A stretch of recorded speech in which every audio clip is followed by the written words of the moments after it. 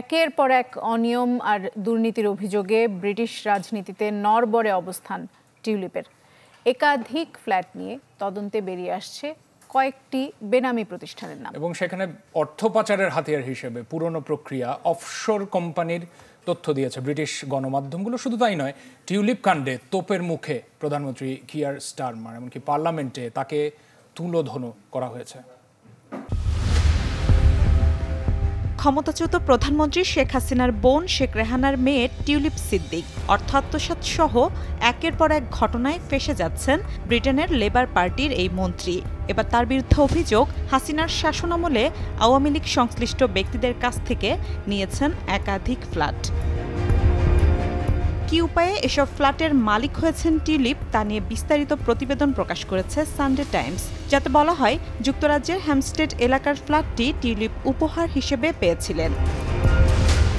কেবল flat কেলেঙ্কারি নয়, সরকারি নথিপত্রের বরাত দিয়ে টেলিগ্রাফের খবরে বলা হয়েছে 2019 সালে লন্ডনের স্টেডিয়ামে বসে বিনামূল্যে ক্রিকেট বিশ্বকাপের 2টি ম্যাচ উপভোগ করেন টিউলিপ সিদ্দিক। সাথে ছিলেন তার ভাই বোনও। দুপুরের খাবার সহ প্রতিটি ম্যাচের টিকিটের দাম ছিল 358 পাউন্ড। এমন পরিস্থিতিতে যুক্তরাজ্যের রাজনীতিতে নড়বড়ে হতে শুরু করেছে টিউলিপের অবস্থান।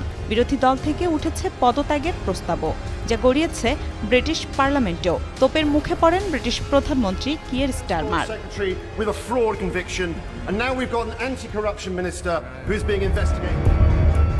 স্বাধীন তদন্তের ভিত্তিতে টিউলিপ সিদ্দিকের বিরুদ্ধে ব্যবস্থা নেওয়ার কথা জানিয়েছেন ক্যাবিনেট মন্ত্রী পিটার কাইল।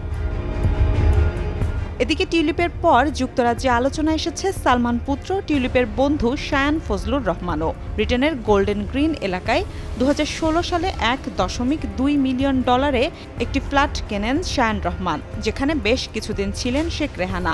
শায়ানের বিরুদ্ধে অভিযোগ, দেশ থেকে $80 মিলিয়ন বিদেশে পাচারের। মিলা খন্দকার, চ্যানেল 24।